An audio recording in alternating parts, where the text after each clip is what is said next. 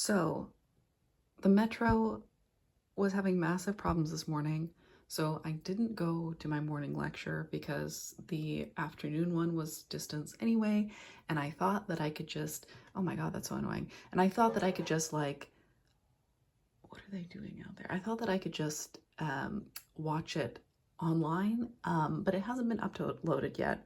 So I am making this video to entertain myself. Um, I was having a conversation in the YouTube comments about The Familiar, which I said, I was like, I actually enjoyed it. And the other person was like, I just couldn't really get invested in the plot or the characters. And I was like, actually, I 100% agree. The reason I like The Familiar and wanted to comment that I quite liked it was that it's, for me, it's more about the setting is one that I have not read very much about at all, like the time period and the location and all that sort of thing. So that is very interesting to me. So I enjoyed it based off of that, but yeah, honestly, the plot and the characters I was not super invested in either. And I was a little bit like thinking that, okay, I'm gonna spoil it. This video is only for people who have read all of Leigh Bardugo's books. Um, I honestly wasn't expecting a romance somehow.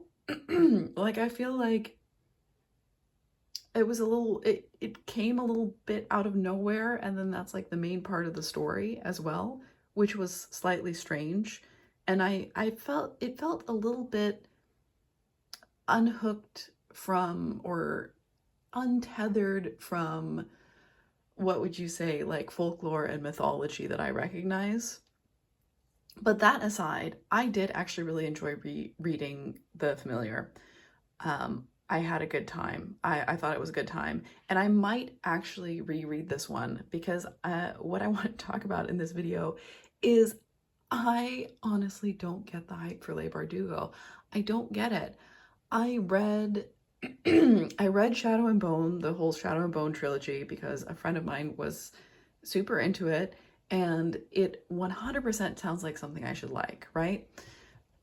Like the setting, the time period, the inspirations, all super fun. Love the concept of, the rift or whatever it's called.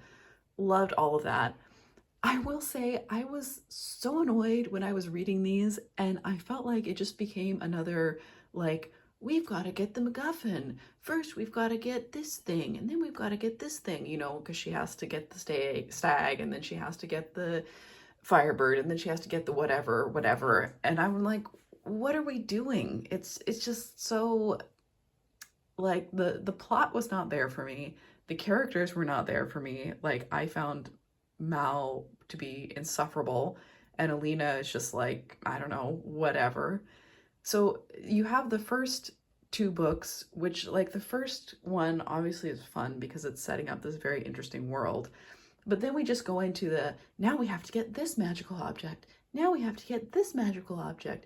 And Mal is a whiny little baby, and it's really annoying, so on and so forth. And then the fact that she, like, completely loses her powers in the end, and the whole thing with, like, the cult underground, it was just like, I was like, what am I even reading? Like, this isn't even, it's not even like fun and exciting and interesting. Like, the characters are not there, the plot is not there for me, um, in this first trilogy. Um, which, I read them because I was like, I felt like maybe I read Six of Crows first. No, I read the trilogy first, I think. Then I read Six of Crows and Crooked Kingdom. I had so much fun reading these books. I had so much fun. Um, and I was really invested in, what? Oh my God, what are their names? This is so embarrassing. What are their names? Oh my God, so it's been a while, right? And I'm not good at remembering character names in the best of times. I can, like, have an image in my mind of everything that happened in a book, and, like, the place names and everything, and, like, the names of the people who are in it. No, like, I see their faces, or how I imagine them to look, but I couldn't tell you what their name. Anyways, Kaz and Inej, I was really into them and their, you know, like that pairing. But there wasn't really very much of that in here, to be honest. And while I did, like I said, I did have fun, I did enjoy the story. However, the whole heist gangster thing, it's honestly, it's not really my vibe. Like, I'm not so interested in those types of stories. So it was fine to read for this one, but you know, it's not the sort of thing that I seek out. And it was a little bit like, you know, oh, they're so badass and they're doing all this stuff, but they're also teenagers, and that threw me off a little bit sometimes. Like, the characters were acting a little weird sometimes, like a little too, you know, they would start acting, well, like teenagers, and then you'd be like, wait, how old are these people again? You know, what is happening? Uh, I don't know. So the thing is that, like I said, I had so much fun reading these, and I think I may have even, no, I think I've only read these once. I've had them on my list of things to read again, especially when the TV show came out, and the first season of the TV show was so fun and so good and so well cast, and then the second one, it was like, what are you doing? I don't even know. Anyway, so I definitely enjoyed these more than the initial trilogy. Like, I thought there was more of a story there, like more of a, yeah, it was a little better. Um, I felt like there were a few too many characters almost, and I would have rather had more focus on, you know, Kaz and Inej, and kind of let everybody else, you know, be side characters rather than trying to give everybody their own chapters. But that was okay.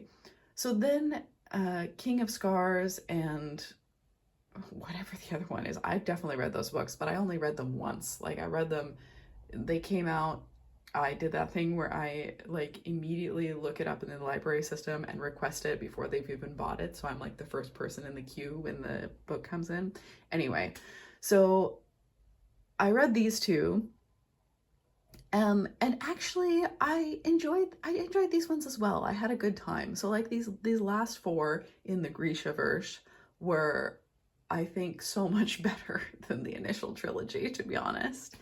Um, I will say, you know, like, I don't like Nina quite as much as Kaz as a main character, but that's all right. You know, the Prince Nikolai, he becomes a, you know, bigger character in these, much more interesting, all that sort of thing.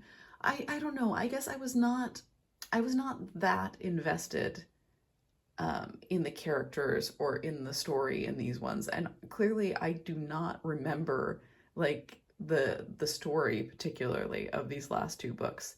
Like, I remember a little bit, like all the stuff where Nina is, you know, at the court and everything. That was interesting. I liked that. But so long story short, this whole series was kind of a big, it was okay. Not super memorable. Like, I remember these much better because you know, I might have even read Shadow and Bone twice, just because like the concept is so good.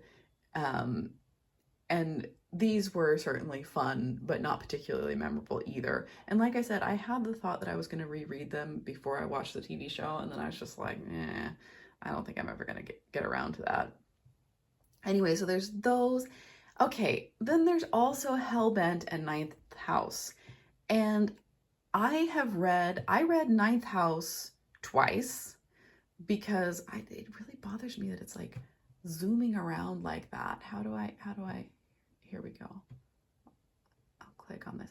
Okay, so I read Ninth House twice because I read Ninth House once and I like kind of liked it. I remember my friend who's a huge fan of the Grishaverse was like, didn't really like it. And I like kind of liked it, but very shortly after reading it, I could not tell you anything about it. Like, I could remember the scenes from it, some of the vibes, but I was like, I didn't really get like the main character, what was her deal, what was driving her. I didn't really get it. I never got invested in any of the characters. And I was never particularly invested in the plot either.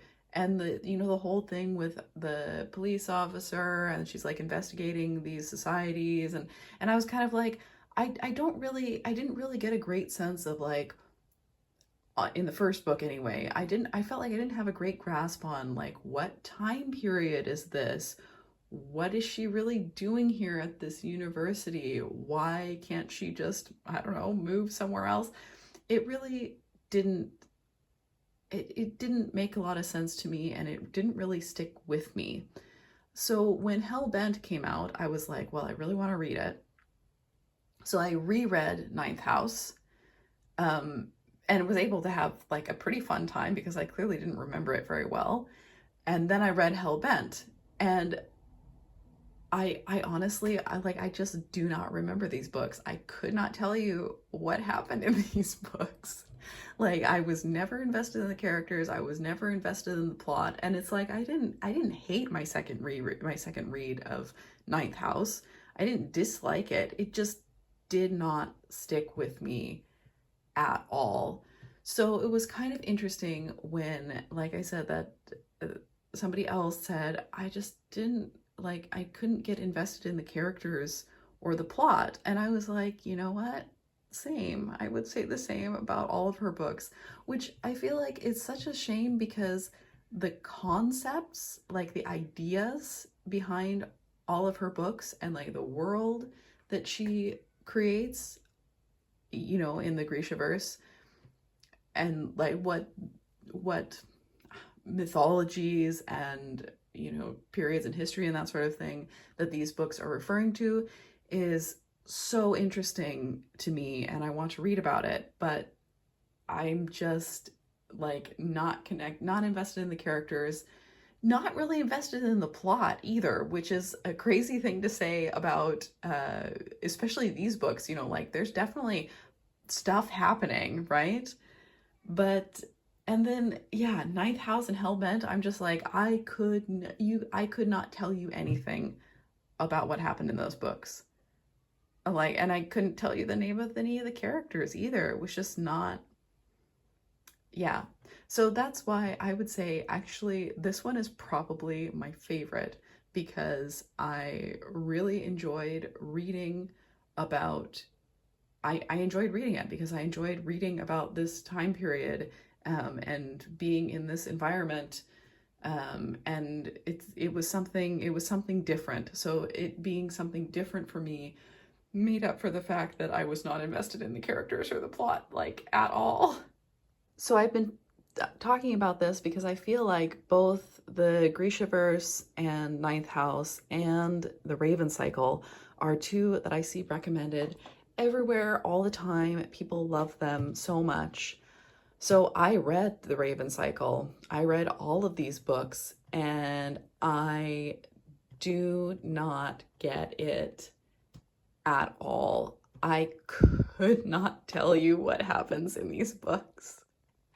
And it's like, I mean, I get it a little bit. I get it to an extent because, again, the vibes are definitely there. It's very aesthetic, it's very, if you're into the whole tarot cards and all that sort of thing, which I'm really not. So I feel like not only is this kind of a vibes-based series, but also it's based on vibes and aesthetics that I'm like not really interested in. And you know what? Feel free to tell me that, oh, it's really about so much more. Like, I would believe you. It has to be, because otherwise why would people be so obsessed with what was really boring to me? I just, like I said, I don't remember anything about these books. I will say one thing. The characters did stick with me. I remember the names of the main characters in these books, which is shocking to me. And my memory of the names of the characters in these books and their relationships to each other made it so that I did want to read this trilogy, which I think I read the first two, Call Down the Hawk and whatever the second one is. I don't remember. Mr. Impossible, exactly.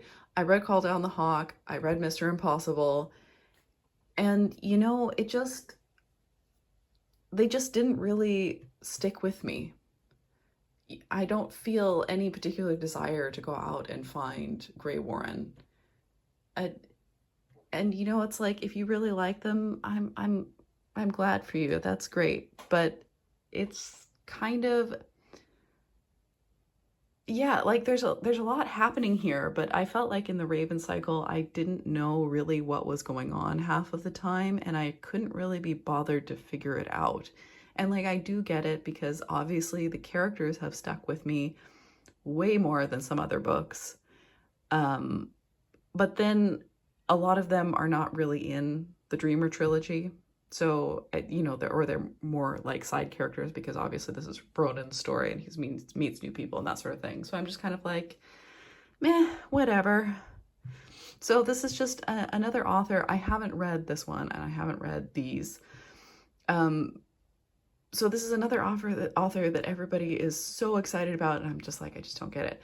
I will say, however, I absolutely adored the Scorpio races.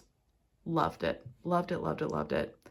Um, yeah, don't know what else to say about that. I mean, it is beautifully written, like her other books, which are also very, you know, pretty writing. But it's just like, I don't know, it's so well done somehow. This concept, everything, I'm fascinated by it, and I feel like this story, this standalone, works so well. So I will say that, yep, I feel meh about pretty much everything Leigh Bardugo. I did enjoy this one more than the others, and Maggie, I have no idea how to say her last name, but I feel pretty mad about these two, except for the Scorpio races, which, like I said, that one was awesome. Basically, that's all I wanted to say.